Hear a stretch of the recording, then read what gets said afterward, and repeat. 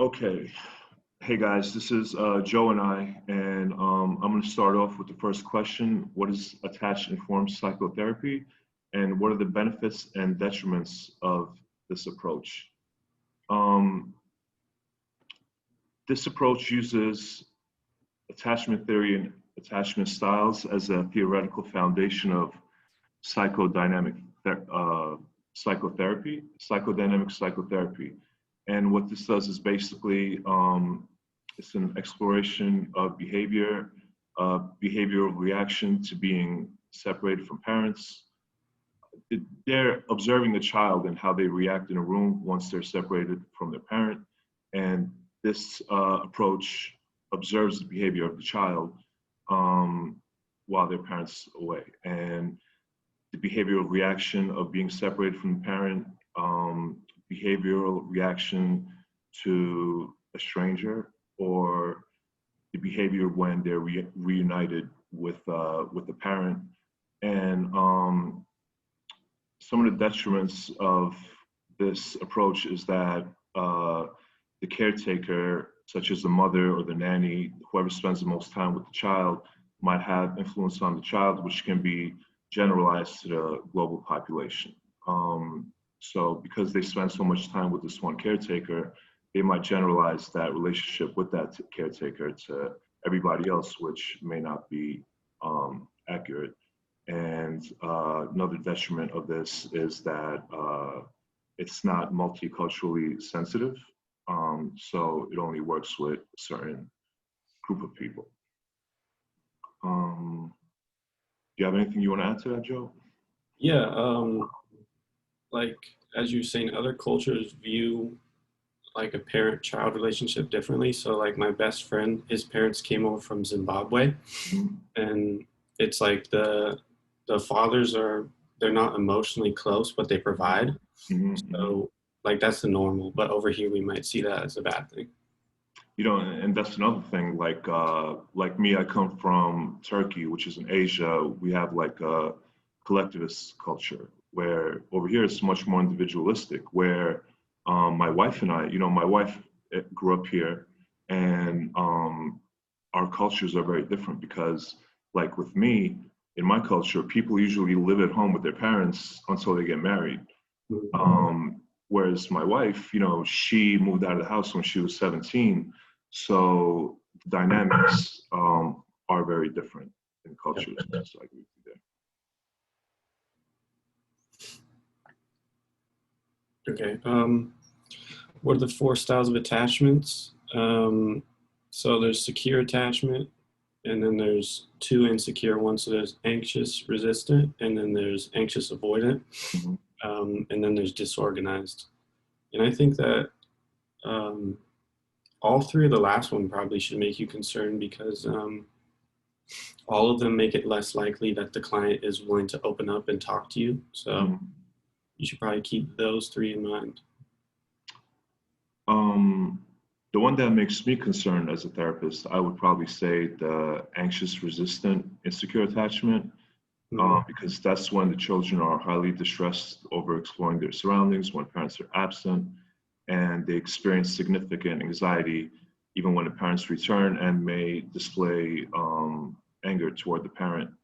Uh, I've had an issue like this when I was 6 years old. My mom lost me in the Macy's in Manhattan. And, I was angry when I found her, like, how could you lose me? And I Mhm. remember for a good while after that experience, whenever my parents would leave the room, I thought they were going to abandon me. I was wondering if they'd come back or not. So that's the one I pay attention to. Yeah, man. Macy's in Manhattan. Jeez, that's probably huge, huh? Yeah, it's like 8 floors, and I used to go play inside the clothes racks in the middle. Mm. And I came out running in and out, and my mom was nowhere to be found. But I found her eventually. So, okay. Discuss Freud's concepts of id, ego, superego, and conscious. What are some benefits and detriments of thinking in these ways? Uh, okay, so the id is driven by the pleasure principle, strives for immediate gratification of all desires, wants, and needs. Um, and It's the primary process thinking, which involves unconscious thinking. Uh, and yeah, so that it doesn't really think about the consequences. It just wants immediate gratification no matter what it is. And that's where the ego comes into play, where it teaches the id that it has to wait for what it wants. The ego is part of the personality that's responsible for dealing with reality. It represents the individual's conscious decision-making processes and steer behavior in a more safe and adaptive direction. The ego is a secondary process thinking, which involves memory, problem-solving abilities, and logical thought. And then there's the superego, which develops when children resolve their Oedipus issues and begin identifying with the same-sex parents and parental demands for expectations. It acts to perfect, civilize our behavior, parental voice of reason, and considers future consequences. So basically, the superego is our internal parental voice, which tells us what the right thing to do should be. Sometimes these expectations are impossible to meet, and the superego is a conscious form of thinking. Do you have anything you want to add to that, Alex? I mean, Joe, sorry about that. Yeah, some detriments. I mean, like it's pretty outdated, so no one is really gonna be telling their client like, "Oh, you did this because your id is like overactive," or. And besides that, like the information you could get from that isn't super useful. Like, it's not super useful to know that these are the different parts that are making someone do it because it's not really, verified. So Yeah.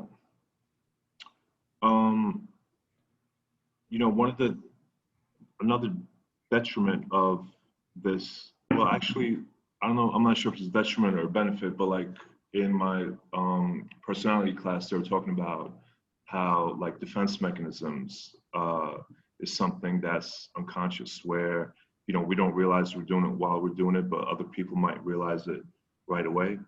So I guess some of the detriments in thinking these ways is that we're not always conscious of our unconscious thoughts and what we're trying to portray. So we might actually end up revealing a whole lot more than we intend to, which could be both a detriment and a benefit depending on what you're trying to do. definitely.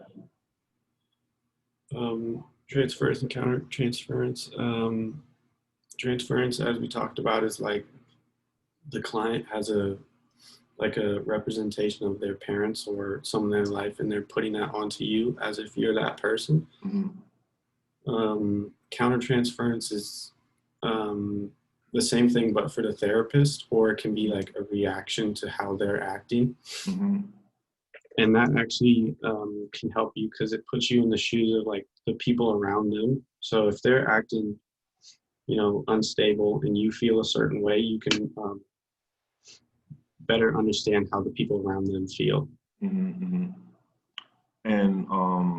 transference also, I think, gives a therapist a lot to interpret, taking things into context, what's being said, why it's being said, it could just be interpreted and could be open for revealing more about the client, which could help. Okay, what is projective testing? What are the benefits and detriments of this assessment technique? This involves presentation of an ambiguous stimuli that the clients interpret, such as the Rorschach ink blot test or the thematic perception test, which is free association with specific words and human drawings. This projective type of testing attempts to bring the unconscious conflicts to consciousness.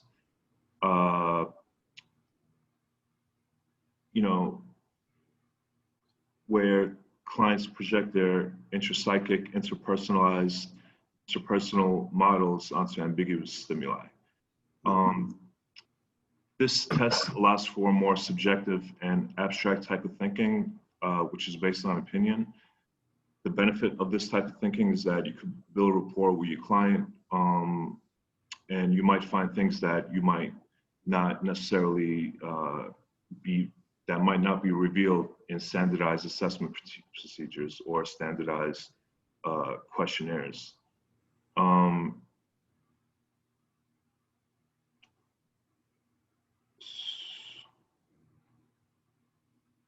Another benefit is that the determination of presence or absence of more subtle thought, like we mentioned, examination of ongoing therapy process and progress, and yeah.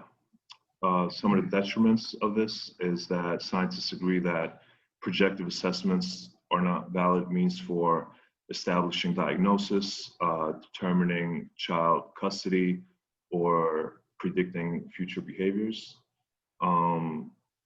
And some critics say that this procedure is invalid and unethical. Yeah,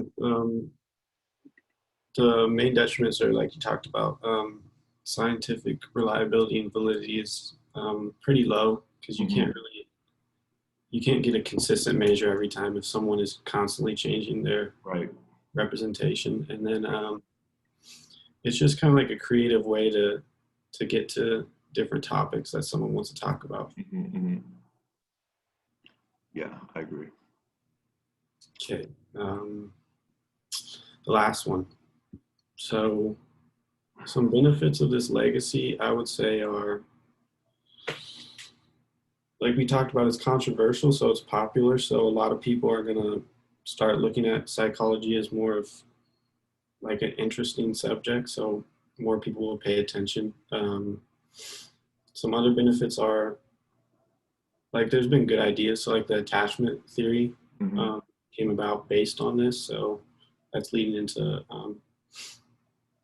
different theories. The main detriment is basically it's not like a hard science, so there's no way to back it up by a ton of evidence. Yeah, I agree. You know, personality, dealing with people is one of those things that's very dynamic. Like psychology is kind of like an art form where there's not one thing that works for everything. So taking a little bit here, a little bit there, and putting it all together to be able to step back and look at the bigger picture, I think this allows for that because this approach uses, like we discussed, subjective thinking, abstract thinking based on opinion, free association, which you know, allows for better therapy, building rapport with your client, and picking up on things that normal standardized evaluations might not pick up on. And like you said, detriments are that it does take longer. It's not clear-cut science like some of the other assessments. So yeah. All right, man. Do you have anything else you want to add to that? I think that was pretty good. Yeah, that was pretty good. Okay, so I'm going to stop recording.